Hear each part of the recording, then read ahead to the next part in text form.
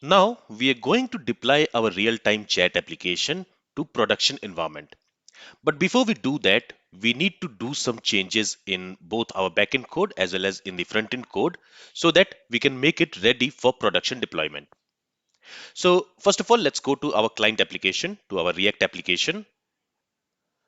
There, the first thing which I'm going to do is I'm going to open index.html file, and in there I'm going to change the title here from React app to quick chat app. So this is the first change I want. Let's save the changes here. Let me close this file. The next change is, if I go to package.json file, so for what we have been doing is here we have added this proxy, and using this proxy we were connecting to our backend server, to our Node.js application.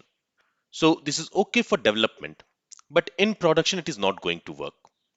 So now what we need to do is, let me copy this URL and let's go to this API calls.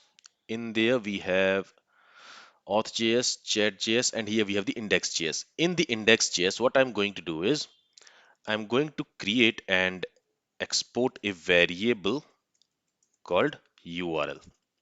And to that, I'm going to assign the URL which we have just copied. So I'm going to assign it as a string value like this. Let's save the changes in this file. And now wherever we are making an API call, we are making it in the auth.js, in the chat.js, in the message.js, and in the user.js. So in all those places, we are going to import this URL. So let's go to auth.js first. There, let me import the URL. Okay, and let's go ahead and let's use this URL before the API endpoint path like this. And I'm doing this because, as I said, in production, we cannot use the proxy path, which we have specified in package.json file. So there we need to specify the complete URL. So I'm assigning the root URL to this URL variable, and to that we are appending the endpoint of each of the APIs. Let's save the changes here. Let's go to chat.js. There also, I'm going to import the URL, and before each of the API paths, I'm going to prefix it. Okay. Let's save the changes in this file. Let's go to message.js file, and there also let's do the same thing. Save the changes here as well. Let's go to user.js. There we have three functions. So for each of the API path which we have specified, there we are going to use this URL, and for that we also need to import it from this file. Okay, let's go ahead and let's add it here as well, and for this function also.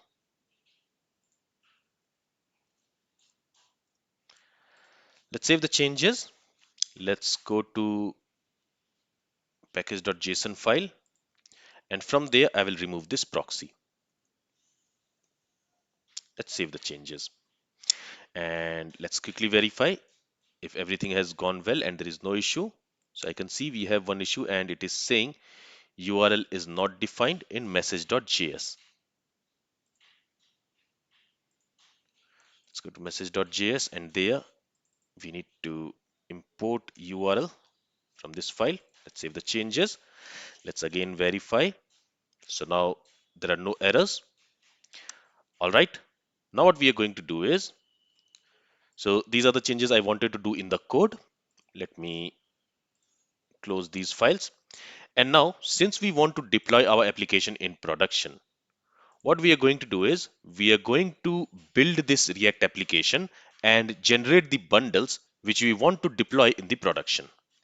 So for that, again, let's go to the terminal from where we are running our React application. Let me go ahead and let me stop this process by pressing Ctrl C.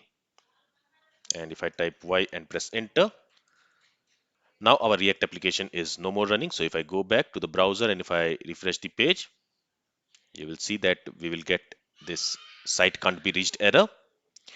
Okay, so now what we need to do is, so for what we have been doing is we have been running our React application by typing npm start, right? But now we want to build this application and generate the bundles. For that, we need to run this command npm run build. And if I go ahead and if I press enter, now it is going to build our React application. It is going to generate the bundles.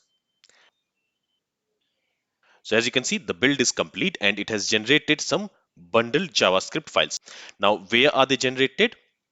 If we go to our React project, there you will see we have a build folder, and in that build folder, we have all the necessary files which we need in order to deploy the application to production. So we have all the static files. So here you can see all the CSS files which is required. You can see all the JS files which is required. So again, these JS files have been created from our React application. They have been bundled together and they have been generated. And we also have the media files. So for example, we are using this background, quick chat app background. So that also we have here. Then we have the images folder where we are going to have all our images. Okay. So this is the build folder which will be deployed in the production environment. Keep this point in mind. All right, so these are all the changes I wanted to do in our front-end application. And we also need to do one change in our back-end application. There, I want to enable CORS. So for that, what I'm going to do is, let's open VS Code built-in terminal. And here I'm going to use command prompt instead of PowerShell. And there, let's run npm install CORS. Let's go ahead and let's press enter. And it should install CORS from npm. All right. Now let's go ahead and let's require it. So let's create a variable. Let's call it CORS. And let's go ahead and let's require the CORS package. And finally, what we are going to do is we are also going to use CORS as the middleware. So here I'm going to call this CORS function. So we are using the CORS middleware. Now here we are enabling CORS because what I want is I want this application to take all the requests coming from any domain. By default, what will happen is it will only handle the requests which is coming from the same domain where this application is hosted. But I want this application to also handle requests which is coming from other domains. So that's why I'm enabling this CORS here. Let's save the changes. And this is the only change I wanted to do in our backend application.